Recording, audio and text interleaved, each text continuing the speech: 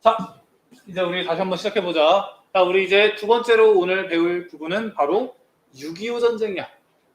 남한과 북한이 분단이 되었는데 그 상황 속에서 이제 남한과 북한이 전쟁을 했다. 근데 이 전쟁은 단순하게 남한과 북한 1대1로 전쟁을 한 게 아니라 그 사이에 여러 세계의 국가들이 다 모여서 함께 전쟁을 했다. 그래서 이거를 또 일부 역사학자들은 어떻게 보면 뭐 작지만 뭐 제3차 세계대전은 아니었냐 뭐 이렇게 해석하는 역사학자도 일부 있어. 그 정도로 많은 국가들이 이 우리나라 안에서 전쟁을 벌였다라는 거야. 그게 바로 6.25 전쟁이라는 거지. 자, 그래서 이 6.25 전쟁을 한번 배워보도록 할게. 자, 6.25 전쟁. 자, 여기 좀 사진 보이니? 자, 일단 여기 있는 사람 누굴까? 여기 있는 사람. 일단 잘 안 보일 거야. 근데 군인이겠지, 군인. 군인이 있고. 그 다음에 이제 여기 누군지 알겠니? 군인은 잘 안 보이지? 여긴 누구야? 일단 여자야. 일단 여잔데 이 여자가 지금 이 군인을 바라보면서 이제 되게 어떤 표정을 하고 있어? 여자야. 그치? 어떤 표정 하고 있니? 되게 슬퍼하고 있어. 그리워하고 있어. 되게 안 좋아. 이게 뭐냐면 웃고 있다고? 아니야. 이걸 안 움직여지네. 자, 울고 있는 거야. 이 군인이 보면서 울고 있어. 이게 뭐냐면 이 클래식이라는 영화에 나오는 이제 한 장면인데, 얘 여자는 손예진이야. 손예진. 82년생 손예진. 자, 그 다음에 여기는 이제 조승우라고 이제 남자 주인공. 근데 이 조승우라는 남자 주인공이 우리 나중에 배울 박정희 정부 때 베트남 파병, 이 베트남 파병을 가면서 이제 군인으로서 끌려가는 모습이야. 전쟁에 끌려가는 거야. 전쟁에 끌려가서 전쟁에 참여한다는 거는 내가 언제 죽어도 이상하지 않는다라는 거야. 죽으러 가는 거야. 전쟁하러 가는 것은. 그런 남자친구를 바라보는 손예진. 얼마나 슬프겠어. 뭐 웃고 있다고? 아니야. 되게 울고 있는 거야. 그래서 내가 수업 시간에 이 클래식이라는 영화에 대해서 잠깐 소개를 했을 거야. 전쟁이라는 것이 얼마나 많은 사람에게 아픔과 피해를 줄 수 있는지, 슬픔을 줄 수 있는지, 이거를 이 클래식이라는 영화를 통해서 우리가 조금이나마 알 수 있어. 이 베트남 파병을 이제 갔어. 근데 이제 조승우가 정말 예쁜 여자친구 손예진이 있잖아. 얘를 다시 만나기 위해서, 정말 죽지 않기 위해서 열심히 전쟁에 참여해. 열심히 전쟁에 참여했는데 결국에는 폭탄 같은 것 때문에 내 눈이 멀어. 시력이 없어지는 거야. 앞에 보이지 않아. 그런 상황에서 이제 살아서 한국으로 돌아왔어. 자, 그런데 이 조승우는 생각을 한 거야. 정말 내가 사랑하는 예쁜 손예진. 나는 정말 좋지만 이 손예진이 나랑 같이 산다면 나는 눈이 안 보이잖아. 손예진을 위한 게 아닌 거야. 그래서 손예진을 위해서는 내가 떠나야 되는 거야. 그런데 이 손예진이랑 이 조승우랑 만날 기회가 생겨. 자, 그래서 뭐 몇 월 며칠 몇 시에 만나자. 그렇게 해놓은 거야. 그래서 어떤 카페에서 딱 만나기로 했어. 근데 조승우는 눈이 안 보이잖아. 자신이 눈이 안 보이는 걸 들키고 싶지 않은 거야. 자신은 아무렇지도 않아. 정상적인데 나는 그냥 너를 떠나보내고 싶은 거야. 자, 그래서 하루 전날 미리 그 카페에 가서 그 카페의 지형 구조를 다 만져가면서 다 이제 알아놓은 거야. 외우는 거야. 자, 그래서 딱 지형이 이러니까 딱 요 정도 시선 처리를 하고 딱 요 정도 이제 바라보고 있고 얘기를 하면 되겠구나. 그렇게 생각을 한 거지. 그리고 당일날 만났어, 둘이. 둘이 만났는데 이제 처음에는 자연스럽게 얘기를 해. 손예진이 보이는 척. 그러면서 이제 또 자신이 눈이 보인다는 걸 증명하기 위해서 어제 보았던 저기 있는 피아노였나? 그런 피규어 같은 그런 장식품이 있는 거야. 그래서 저 장식품 너무 예쁘다 라고 한 거야. 근데 손예진이 보니까 그 장식품은 없는 거야. 사실 원래 있었는데 그 사이에 어떤 꼬마 아이가 그 장식품을 가지고 놀기 위해서 그걸 꺼낸 거야. 그래서 손예진이 이제 그걸 보고 왜 없는데 있다고 할까? 눈치를 챈 거지. 손예진이 이제 이 조승우한테 그러는 거야. 오빠, 내 표정 어때? 막 이러는 거야. 그래서 이제 조승우가 웃고 있네. 너무 예뻐라고 하는 거야. 손예진이 뭐라 그래? 나 사실 지금 울고 있어라고 하는 거야. 딱 정확하게 눈치를 챈 거야. 그러면서 이제 그 손예진과 이 조승우의 비극적인 그 결론까지 가는 그 과정. 이게 다 전쟁부터 시작이 된 거야. 얼마나 슬퍼. 자, 우리 온라인 수업 때 학교 안 나오고 이제 집에 있잖아. 할 거 없다. 클래식이라는 영화 꼭 볼 수 있도록. 클래식. 정말 재밌어. 이 클래식에 조인성도 나올걸? 아마? 그리고 그 유명한 OST. 너에게 난 나에게 넌. 너에게 난 나에게 넌. 제목부터가 굉장히 로맨틱하지. 그 클래식이라는 영화 꼭 볼 수 있도록 한다. 자, 이제 본격적으로 6.25 전쟁 배워볼게. 자, 6.25 전쟁.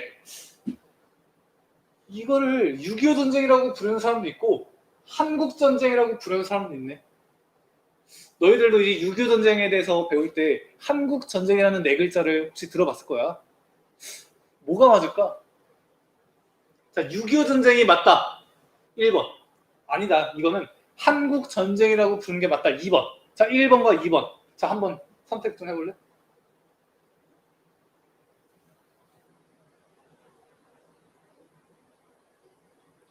둘 다 창의적이야. 1번과 2번을 제시했는데 둘 다래. 둘 다 맞을 것 같아요.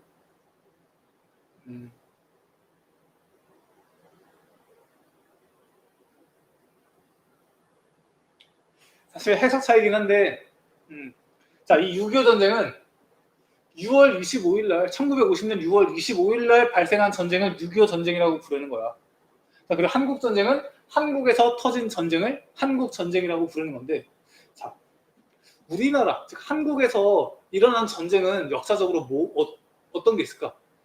너희들이 기억하고 있는 우리나라 안에서 발생한 전쟁. 역배로 2. 그렇지. 인생은 역배지. 인생 한 방이지. 그렇지. 임진왜란. 뭐, 그렇지. 청일전기도 맞아. 자, 저런 전쟁들이 있어. 근데 유독 왜 이 남한과 북한의 전쟁을 한국 전쟁이라고 할까? 여기서부터 좀 고민을 하기 시작하는 거야. 자, 그래서 사실 이 한국 전쟁이라는 네 글자는 외국인의 시각이 많이 반영된 단어라는 거야. 외국인이 봤을 때는 이 한국에서 벌어진 전쟁 중에 이 6.25 전쟁이 가장 스펙타클했다. 그래서 이거를 시그니처 한국 전쟁이라고 하는 거야. 자, 그런데 그래서 이 한국 전쟁이라는 용어는 사실 외국인의 시각이 많이 반영된 그런 단어라고 할 수 있고, 그래서 나는 개인적으로 6.25 전쟁이라고 부르는 게 객관적으로 맞지 않을까라고 생각하는데, 근데 뭐로 부르던 상관은 없어. 자, 어쨌든 그렇다라는 거야. 그래서 한번 생각을 해볼 수 있도록 한번 던져준 거야, 내가. 자, 그 다음에 배경이 있는데, 배경. 당연히 남한과 북한이 대립을 하고 있었지. 그 다음에 에치슨 선언이라는 게 있는데, 에치슨 선언. 이게 뭐냐?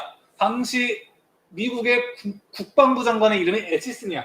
근데 이 에치슨 선언이라는 게 뭐냐면, 이 원래 에치슨 라인이라고 이제 미국이 지켜주는 라인이라는 거야. 이 라인 안에 있으면 미국이 지켜주는 거야. 근데 이 에치슨 선언을 통해서 뭐라고 했냐? 이 에치슨 라인에서 우리나라를 제외시킨다 라고 한 거야. 그러니까 이제 우리나라는 에치슨 라인 밖에 있잖아. 미국이 안 도와주는 거야. 그러니까 미국 입장에서는, 북한 입장에서는 절호의 기회인데? 이때가 기회다라고 생각을 한 거야. 그리고 우리나라의 미군도 철수해. 그러니까 이보다 좋은 기회가 어딨어. 그래서 이제 김일성이 이 소련의 스탈린, 중국의 이제 마오쩌둥, 얘네한테 이제 편지를 써가면서 지금 남한 공격할 건데 도와주라고.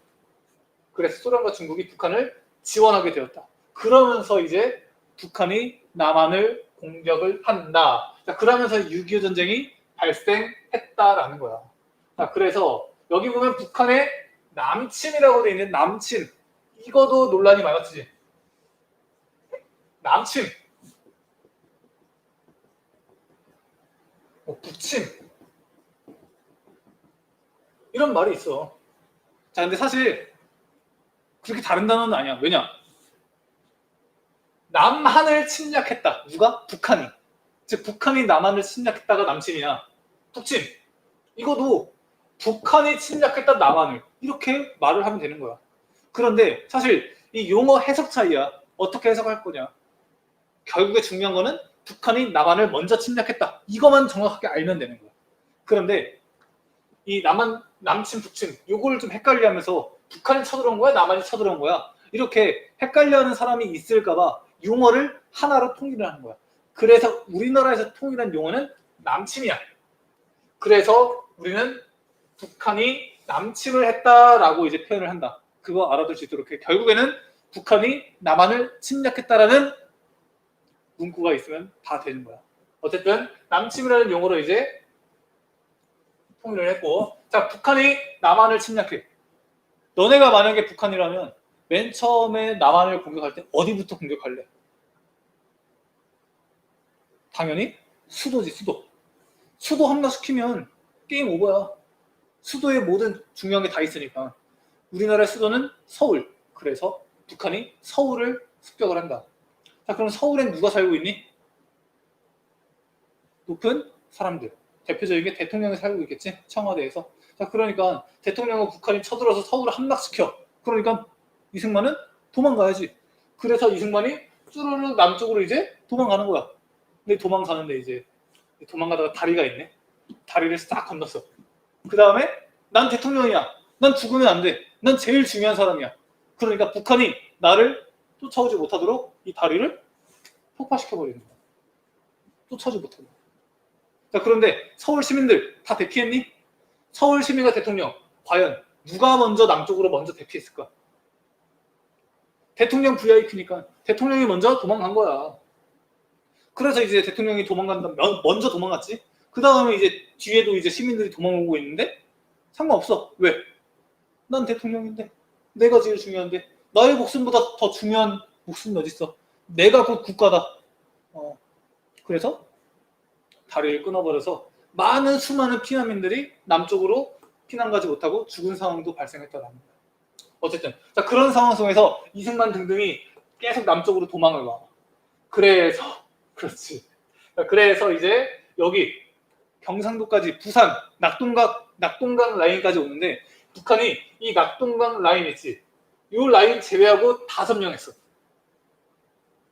그만큼 얼마나 우리가 말로는 반공하면서 실제로는 얼마나 군사력이 약했는가. 그걸 알 수 있겠지. 그 다음에 실제로 광복 직후에 북쪽과 남쪽의 전력을 비교해봐도 북쪽의 전력이 더 힘이 셌어. 왜냐하면 일제강점기 때 병참 기지화 정책으로 일본이 중국 쪽으로 이제 진출하려고 했잖아. 그때 군사기지 이런 거를 다 북쪽에 많이 지어놨거든. 그러니까 당연히 광복한 이후에 북쪽에 군사자원이 더 많았다는 거지. 그래서 우리가 여기까지 밀려. 이게 첫 번째야. 첫 번째, 북한이 남침을 해서 우리가 낙동강 라인까지 다 밀렸다. 거의 죽을 상황에 몰렸다. 자, 그런데 그때 여기 보면 인천 나오는 인천 유엔군이 우리나라를 도와주기 위해서 참여를 해. 그 유엔군이 북한이 여기를 다 점령하고 있는 거야. 어떻게 하면 이 북한의 점령 상태를 다 해제할 수 있을까? 메가더 장군이 생각한 게 바로 인천 상륙 작전이라는 거지. 인천에 상륙을 하는 거야. 몰래 딱 상륙해갖고 군사들을 다 푼 다음에 여기서부터 이제 위로 이제 올라나가는 거야. 그 다음에 우리 국군들도 여기 있었지? 쭉쭉 올라나가는 거지. 이게 바로 메가더 장군의 인천 상륙 작전. 자, 이것을 계기로 이제 우리가 반격을 하기 시작했고 결국에는 요 정도 거의 북한의 대부분을 다 우리가 먹게 됐어. 점령을 했다고. 자, 그러니까 이제 우리가 거의 다 이겼다 싶었는데 그때 세 번째. 이게 두 번째야. 인천 상륙 작전이. 근데 세 번째로 이제 중국군, 다른 말로 중공군이 개입을 하게 된다. 자, 중국 공산당의 군대가 이제 야, 이거 조금만 있으면 중국 넘어오는 거 아니야? 미국 자식들? 그러면 안 되지. 그 전에 중국이 먼저 북한 도와주면서 다시 참여를 하는 거야. 그래서 중공군이 개입을 하게 되는데, 자, 그래서 여기 보면 뭐 우리가 흥남에서도 이제 후퇴를 하지. 이걸 흥남철수라고 그래. 흥남철수. 그러면서 철수하면서 이제 벌어진 여러 가지 전투 중 제 대표적인 게 뭐 장진호 전투 이런 전투가 있는데 요런 철수를 시작으로 해서 이제 만들어진 영화가 국제시장이죠. 국제시장. 국제시장 처음 보면 여기서부터 시작되는 거야. 흥남철수부터 시작돼갖고 이제 도망가려고 하지. 그 도망와. 그래서 여기서 살다가 이제 박정희 대통령 때 이제 또 독일의 광부로 간호사로 팔려가고 돈 벌어오고 그러면서 결국 한 얘기는 뭐야? 우리는 정말 힘들게 살았지만 우리 자식은 이렇게 힘들게 살지 말게끔 우리가 정말 열심히 노력하자. 뭐 이런 국제시장이잖아. 내가 보면서 눈물 흘렸던 몇 안 되는 영화 중 하나가 국제시장. 딱 국제시장 개봉했을 때 딱 봤는데 이건 내가 딱 보자마자 이건 100% 1000만 넘는다. 딱 감이 왔어. 근데 실제로 1000만이 넘었지. 어쨌든 국제시장. 오늘 내가 영화 2개 보여주네. 첫 번째 클래식. 두 번째 국제시장. 안 봤으면 꼭 볼 수 있도록 정말 감동을 주고 정말 내 마음을 울리는 카타르시스를 느낄 수 있게 해주는 그런 영화 중 하나예요. 어쨌든 이제 중국이 이제 개입을 하면서 이제 우리나라가 이제 다시 서울을 뺏겨. 1월 4일 날. 그래서 이것을 일사후퇴라고 하는 거예요. 일사후퇴. 일사후퇴. 1월 4일 날 다시 후퇴를 했다고 우리가. 1951년이 되겠지, 그치? 자, 그 다음에 이제 그 이후에는 우리나라가 일로 올라갔다가 다시 북한이 내려왔다가 이 중간 사이에서 계속 전쟁이 왔다 갔다 이겼다 졌다 이겼다 졌다 하면서 교착 상태가 되는 거야. 교착 상태. 자, 그러니까 전쟁이 누구의 승리로 결말이 지어지는 게 아니라 계속 승패가 왔다 갔다 하면서 결론 나지 않는 전쟁이 지속이 되는 거야. 승패가 가려지지 않는 전쟁. 과연 북한과 남한 중에 누가 손해를 많이 볼까?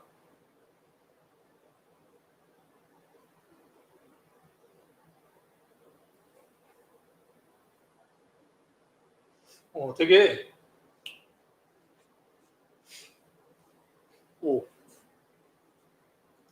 야, 나름 좀 아는 것 같아.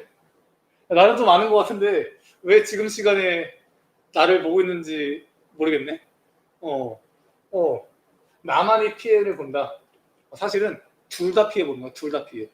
북한이나 남한이나 전쟁이 지속되면 지속될수록 둘 다 피해 보는 거야. 전쟁이 지속되면 일단 사람들이 죽잖아. 얼마나 슬퍼. 국민들이 죽는 거야. 그 다음에 군비 경쟁이라고 쟤네보다 더 내가 승리를 많이 하기 위해서 군대에 돈을 막 투자하는 거야.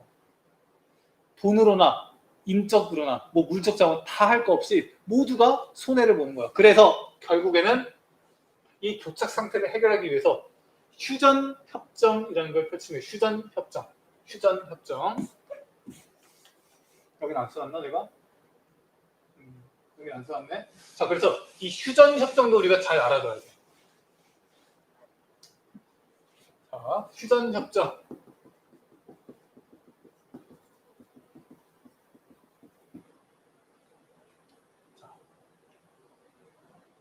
전쟁을 이제 그만하자라는 거야. 자, 그랬을 때 이 휴전협정 관련해서 제일 문제가 되었던 게 뭐냐면 포로들을 어떻게 이제 풀어줘야 되냐. 남한도 북한의 포로를 가지고 있고 북한도 남한의 포로를 가지고 있는 거야. 그 포로들을 이제 풀어줘야 되잖아. 근데 포로를 풀어주는 방법에는 두 가지가 있어. 첫 번째, 자동 송환이라는 게 있고 자유 송환이라는 게 있어. 자, 내가 북한 사람이야. 근데 남한에 붙잡혔네. 포로를 풀어준다. 그럼 나는 자동적으로 어떤 나라로 돌아가는 거야? 북한으로 돌아가는 거야. 그게 자동 송환이야. 내가 있었던 국가로 자동으로 돌아가는 게 자동 송환이야. 근데 자유 송환은 뭐야? 자유롭게 포로한테 물어보는 거야. 너 어디 갈래? 자유롭게 선택을 해서 그 사람이 그 국가로 갈 수 있게 송환시켜주는 것. 그게 자유 송환이야. 자, 그러면 당시에 자동 송환과 자유 송환 어떻게 하는 게 맞았을까? 사실 협의하기 나름인데 당시 이제 이 제네바 협정이라고 국제 협정에 의거하면 이 자동 송환이 맞아.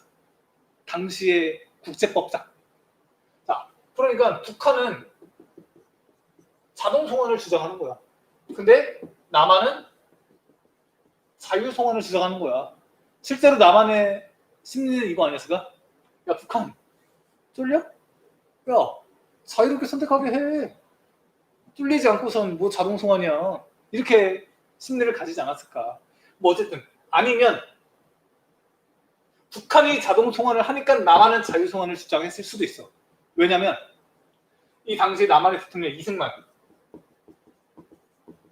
이승만은 6.25 전쟁을 끝내고 싶지 않았어. 전쟁이 계속 길어지더라도 결국에는 끝까지 전쟁이 치러지길 바랬다고. 그래서 결국에는 남한이 승리를 해서 이승만이 북한까지 싹 다 지배, 싹 다 이제 통치를 하려고 했다. 그런 의도가 있었단 말이에요. 그래서 자동이 맞건 자유가 맞건 북한이 자동을 주장했으면 이승만은 이거에 반대되는 거 무조건 주장하는 거야. 왜? 휴전하기를 원치 않았거든. 자, 그래서 이승만이 실제로 아직 어떻게 포로들을 송환할지 약속을 안 했는데, 합의를 안 했는데 그냥 자기 마음대로 포로를 석방시켜버려. 니들 가고 싶은데 가라고. 자유석방. 자, 그래서 이제 이 휴전협정에 많은 태클들이 많았어. 자, 하지만 결국에는 1953년 7월 27일 날 정전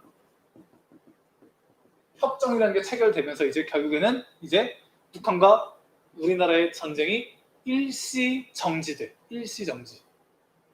자, 이 정전 협정만 봐도 이 6.25 전쟁의 당사 국가들은 어떤 국가야? 6.25 전쟁의 당사국. 주연은 누구냐고, 주연. 당연히 북한과 남한이잖아. 자, 그런데, 자, 그러면 당연히 정전협정에도 북한과 남한이 참여해서 사인을 해야 될 거 아니야? 그런데, 자, 북한 측은, 북한, 뭐 소련, 중국, 얘네들이 같이 나와. 근데 이제 얘네들을 대신해서 우리가 이제 사인을 한 것은 미국이야, 미국. 우리나라는 여기 정전협정에 참여도 못했어. 그만큼 우리나라가 얼마나 호구였는지를 알 수 있는 거야. 그 다음에 얼마나 미국에 의지했는지. 우리나라가 전쟁에 참여 주연인데도 불구하고 이 정전협정에 참여조차 못한 것. 정말 안타까운 역사지. 두 번째. 그리고 이 정전협정을 계기로 이제 우리나라의 전시작전권. 전작권이라고 그러지? 전시작전권. 이것을 미국에 넘겨줘. 언제까지? 지금 현재. 지금도. 그래서 우리나라에서 전쟁이 발생하잖아. 우리나라는 사실 엄격하게 얘기하면 아무 권한 없어. 미국이 하라는 대로 해야 돼. 왜? 전시작전권을 미국이 가지고 있기 때문에. 한국의 전시작전권을 미국이 가지고 있다. 이게 말이 돼? 근데 이게 여기서부터 시작이 되었다고. 그게 정전협정이야. 자, 근데 이 정전협정과 관련해서 이 정도 알아두면 되고, 사실 이제 내가 이제 20대 초반에 군대를 갔다 왔을 거 아니야. 이제 군대를 갔을 때 맨 처음에 군대 가면 시작하는 게 이제 신병교육대를 가. 신병교육대. 사실 그 전에 이제 보충대라고, 이 보충대 갔다가 신병교육대를 간단 말이에요. 여기서 이제 이렇게 군복도 받고 모자도 받고 그다음에 뭐 이렇게 뭐 여러 가지 보급품을 받는 거야. 군대 생활할 때 필요한 물품들. 지금은 이 보충대 없어졌지. 자, 그런데 어쨌든 갔다가 신병교육대 간 거야. 갔는데 이제 거기서 많은 교육대야, 교육대. 교육을 하는 곳이야. 막 조교들이 막 이렇게 교육을 해, 훈련병들 대상으로. 막 이렇게 해야 된다, 저렇게 해야 된다. 근데 그 중에 이제 정신교육이라고 이제 군인들의 정신을 교육하는 교육이 있어. 거기서 이제 어떤 외부 강사가 온 거야. 다른 부대의 이제 기무사라고, 기무사. 지금 우리 국정원 있지? 그 군대 안에 국정원 같은 거야. 어쨌든 이제 이런 기무사에서 이제 강의를 하러 온 거야. 훈련병들 대상으로. 강의하는데 이 사람이 계속 미국은 우리나라를 도와준 정말 은혜로운 국가다. 그 미국의 은혜에 우리는 보답해야 된다.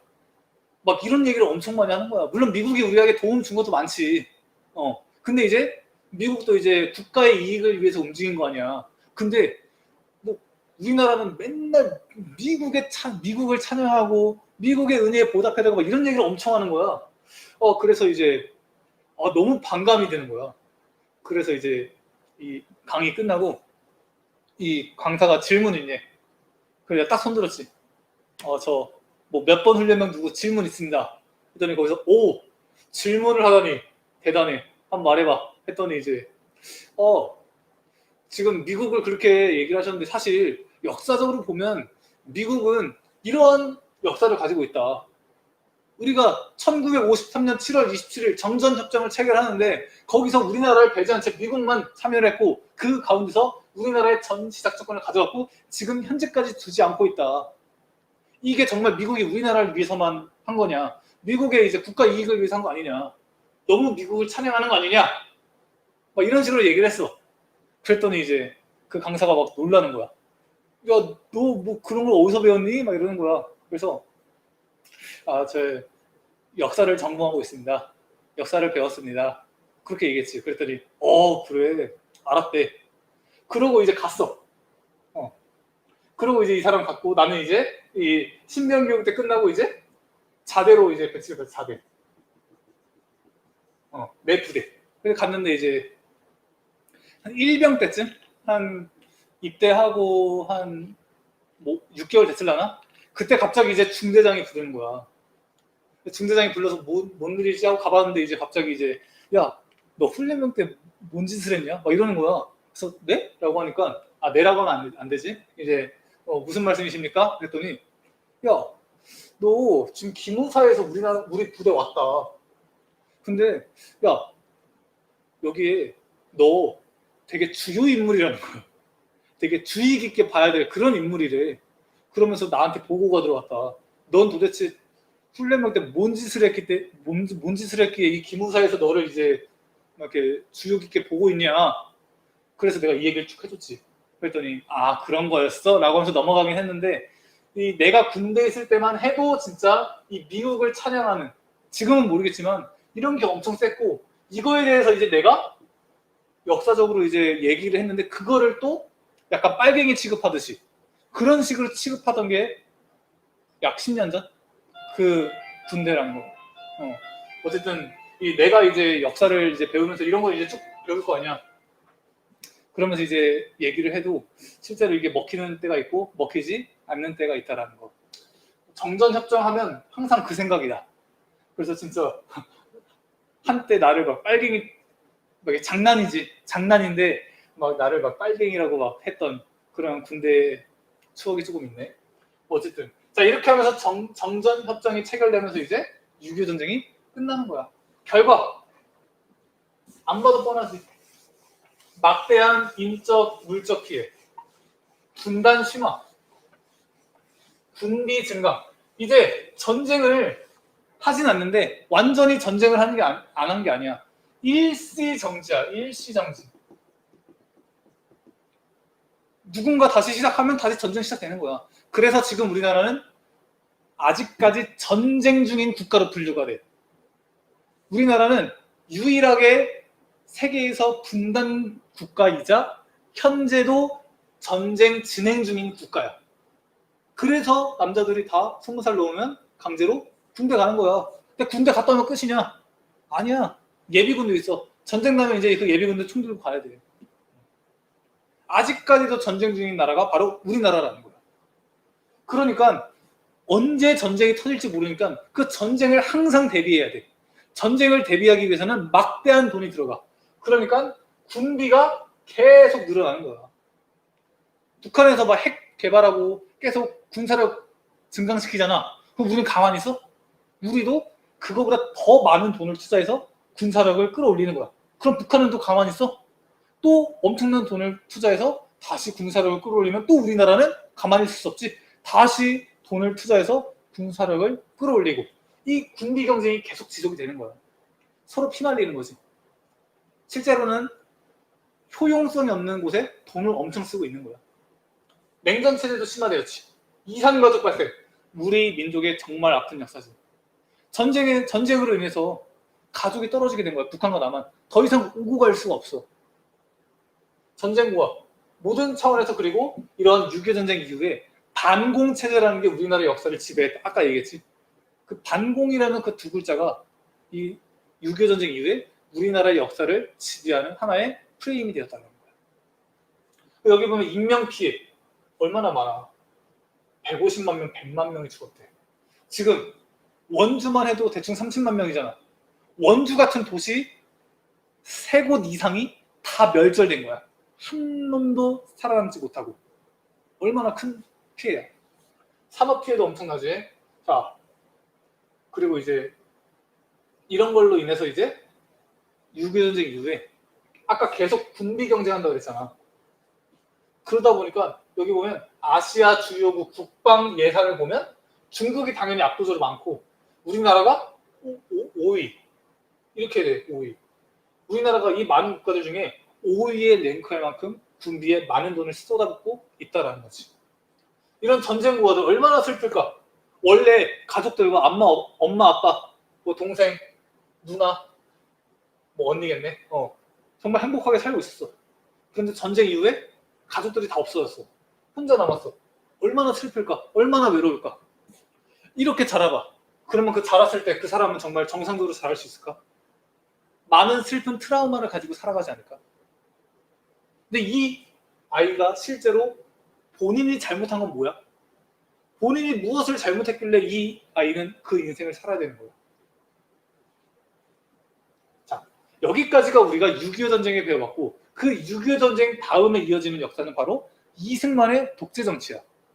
그 6.25 전쟁을 겪는 도중에 그리고 겪은 그 이후에도 이승만은 자신의 권력을 유지하기 위해서 많은 부정부패를 일으키고 많은 독재 정치를 실시했다는 거야. 그래서 과연 이승만 대통령은 어떠한 독재 정치를 했는지 그 내용을 이제 우리 다음 시간부터 배울 거야. 그래서 오늘 한국사는 여기까지 하고 지금 3시 반, 3시 40분부터 통합사에 조금만 하고 넘어갈게. 알았지? 오늘 통합사에는 조금만 하고 4시 전에 수업 끝내는 걸로 할게. 알았지? 자, 우리 조금만 쉬자.